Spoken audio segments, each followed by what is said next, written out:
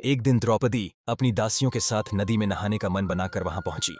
ठंडी और निर्मल धारा बह रही थी, लेकिन जैसे ही वह नदी के किनारे पहुंची, उनकी नजर एक ऋषि पर पड़ी जो पहले से ही स्नान कर रहे थे।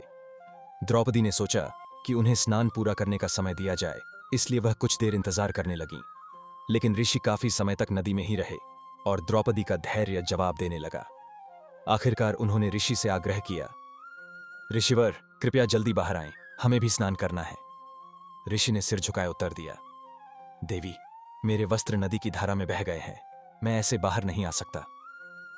द्रौपदी उनकी समस्या समझ गईं और तुरंत अपनी साड़ी का एक टुकड़ा फाड़कर ऋषि की ओर फेंका, लेकिन तेज बहाव के कारण वह टुकड़ा पानी में बह गया। द्रौपदी ने बिना हिचकिचाए अपनी साड़ी का दूसरा टुकड़ा फाड़ा और फिर से फेंका, पर वही हुआ। अब द्रौपदी तीसरा टुकड़ा फाड़ने ही लगी थी कि ऋषि ने उन्हें रोक लिया। मुस्कुराते हुए ऋषि बोले, देवी, यदि आप इसी तरह अपनी साड़ी के टुकड़े फाड़ती रहीं तो आपके पास कुछ भी नहीं बचेगा। ऋषि ने सुझाव दिया, आप अपनी दासियों से मदद मांग लीजिए। लेकिन जब द्रौपदी ने दासियों की ओर देखा तो वे सब ऋषि की इस स्थिति पर हंस रही थीं। द्रौपदी ने गहरी सांस ली और फिर दृढ़ता से कहा, यदि मेरी मदद कोई और नहीं करेगा तो मैं स्वयं आपकी सहायता करूंगी, चाहे जो भी हो।